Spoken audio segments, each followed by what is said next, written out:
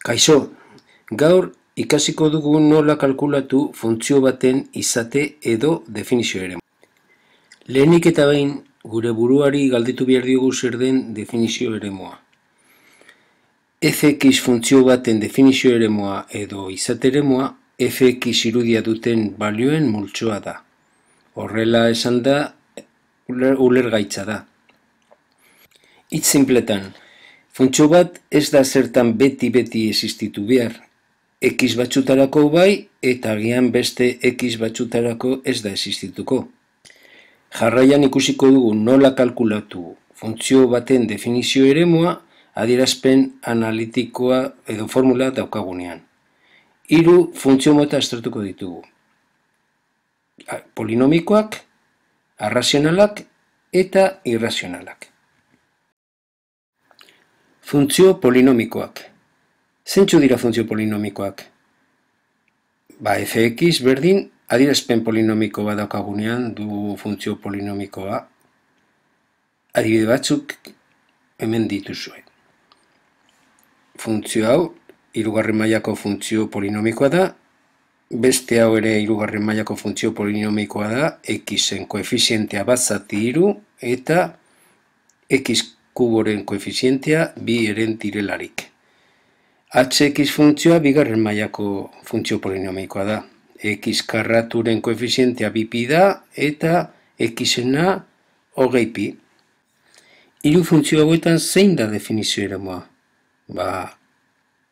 Hauek bezalako guztietan definizio eremua R osoa da, beti. Zergatik, x edozein izan da, beti egongo da fx. Bai honetan, bai honetan, bai 3. honetan. Jarraian, funtzio arrazionalak aztertuko ditugu. Zeintzu dira arrazionalak? Modu honetakoak. Fx berdin px zati qx erakoak. Px eta qx polinomioak direlarik. Adibide batzuk hauek dira. Polinomio zati polinomio erakoak dira guztiak. Funtzio hauetan zein da definizio eremua? Noiz ez da egongo fx, noiz ez da egongo gx, noiz ez da egongo hx. Argi dago, izendatzailea 0 egiten bada, funtzio hauek ez direla existitzen. Kaso honetan x 0 denean, kaso honetan x karratu gehi 2x ken 8 0 denean, eta 3. kasuan x karratu gehi 4 0 denean ez da egongo. Hx ez da egongo. Orduan, definizio eremua hoize da. X izan daiteke edozein zenbaki erreal eta salbuespenak horiek kenduta. Orduan, qx ezberdin 0 bada, egongo da funtzioa. Qx berdin 0 bada, ez da egongo. Orduan, az gaitezen aztertzen. Fx-en definizio eremua zein izango da? Esan dugun bezala, hauxe. R osoa, 0 salbu. Horrela adiraziko dugu, fx-en definizio eremua, edo dfx berdin tartea bezala, minus infinitotik 0-raino, bildu 0-tik infinitoraino. Edo R ken 0 ere adieraz dezakegu. Bigarren funtzioan, gx-en definizio eremua, lortzeko aztertu beharko genuke izendatzailea noiz egiten den 0. X karratu gehi bx ken 8 berdin 0 ekuazioa batxita, hauek izango dira bere soluzioak, orduan definizio eremua R osoa ken minus 4 eta 2. Ekuazioaren soluzioak zirenak. Eta tartea bezala dirazita, minus infinitotik minus 4, bildu minus 4tik 2 eta jarraituta 2tik aurrera. 4 eta 2 ezik zenbaki erreal guztiak dira definizio eremukoak. Eta azken kasu honetan, hauze gertatzen da, izendatzailea berdin 0 batxita ez daukala soluziorik. Horrek esan nahi du, izendatzaile ez dela inoiz 0 egingo eta zatidura beti egongo dela. Hori dela eta, definizio eremua, kasu honetan, R osoa dela esango dugu. Azkenik, funtzio irrazionalen definizio eremu aztertuko dugu. Zeintzu dira irrazionalak? Modontakoak fx berdin n erro gx. Hau da, gx funtzio polinomiko edo arrazional bat erro baten barruan dagoenean.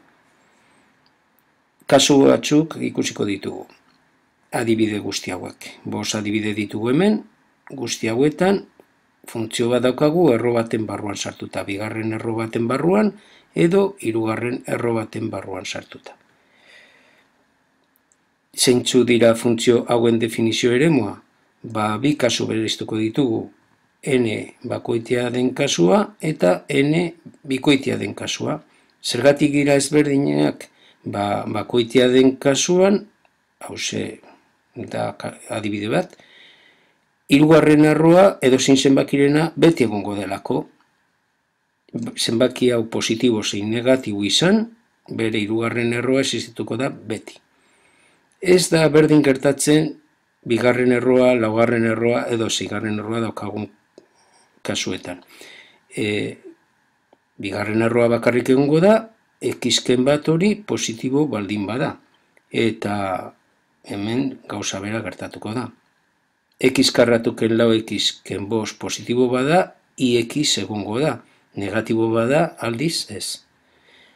Jx-en kasuan ere, x-ken bat zati x gehi bi derrigorrez positibo izan behar da. Bestela, erroa ezingo dugu kalkulatu.